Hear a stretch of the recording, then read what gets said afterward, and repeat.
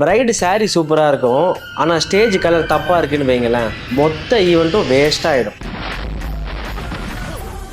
Perfect saree wear பண்ணியிருப்பாங்க, perfect makeup போட்டிருப்பாங்க, ஆனா ஸ்டேஜ் கலர் மேட்ச் ஆகலைன்னா பிரைட் போட்டோல பாப் ஆக மாட்டாங்க. யூஸ்வலா நம்ம சைட்ல ஒரு ஃபார்முலா தான், லைட் அவுட்ஃபிட்னா டார்க் பேக் ட்ராப், டார்க் அவுட்ஃபிட்னா லைட் பேக் ட்ராப். பட் அது மட்டும் போதாது, பிரைடை பாப் பண்ண 3 ஸ்டேஜ் கலர் பிளானிங் வேணும். ஃபர்ஸ்ட் அவுட்ஃபிட் கலர் என்ன, செகண்ட் அதை லிஃப்ட் பண்ற கான்ட்ராஸ்ட் கலர் என்ன, தேர்டு போட்டோல க்ளோ கொடுக்க ஹைலைட் கலர் என்ன.